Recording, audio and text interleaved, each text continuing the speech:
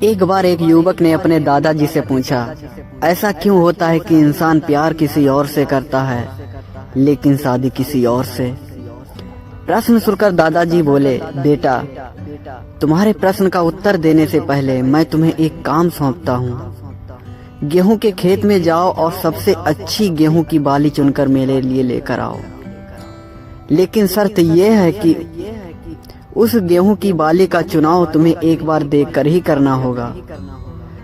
अगर एक बार तुम उसे छोड़कर आगे बढ़ गए तो फिर वापस लौटकर उस बाली को नहीं चुन सकते। युवक गेहूं के खेत में चला गया। वहां वह गेहूं की बालियों का मुआयना करने लगा।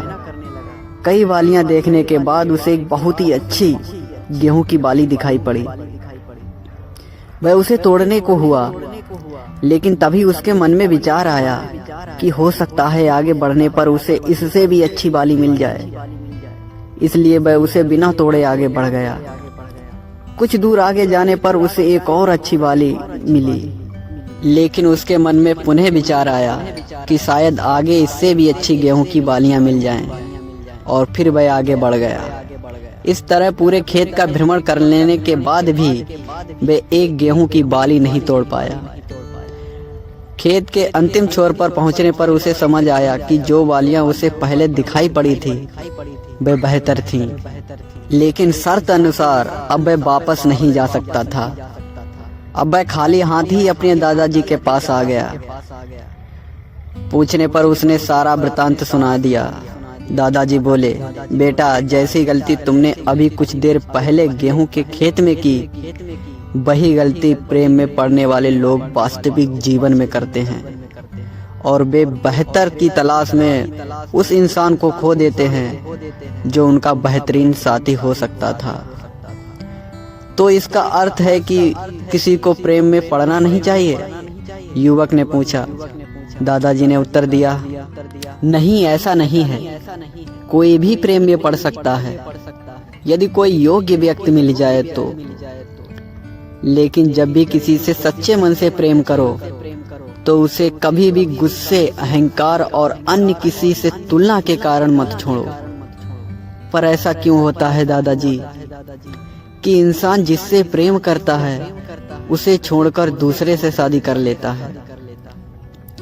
यह प्रश्न सुनकर दादाजी बोले, इस उत्तर को देने से पहले मैं फिर से तुम्हें एक कार्य सौंपता हूँ। अब तुम एक मक्के के खेत में जाओ और सबसे बड़ा मक्का चुनकर मेरे लिए लेकर आओ। लेकिन इसमें भी शर्त पहले जैसी ही है, मक्के का चुनाव तुम्हें एक बार देखकर ही करना होगा। अगर एक बार तुम उसे छोड़कर आगे बढ़ गए तो फिर वापस लौटकर उस मक्के को नहीं चुन सकते।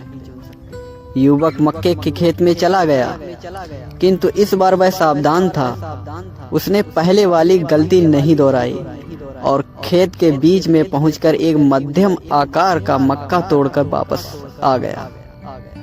वापस आकर उसने दादाजी को बताया कि उसने उस मक्के का चुनाव कैसे किया। दादाजी बोले, अपने पुराने अनुभव के कारण तुम इस बार खाली हाथ नहीं लौटे। तुमने बस एक ठीक ठाक मक्का खोजा और यकीन कर लिया कि यही सबसे अच्छा है। वास्तविक जीवन में भी लोग इसी तरह अपने पुराने अनुभव से सीखकर अपनी शादी के लिए चुनाव करते हैं। दादाजी की बात सुनकर युवक दुविधा में पड़ गया। उसे दुविधा में देख दादाजी ने पूछा, अब कौन सी तुम्हें बात परेशान कर रही है? दादाजी, आपकी बात सुनने के बाद मैं सोच रहा हूँ कि क्या बेहतर है जिससे प्यार करते हैं उससे शादी करना या जिससे शादी की है उससे प्यार करना?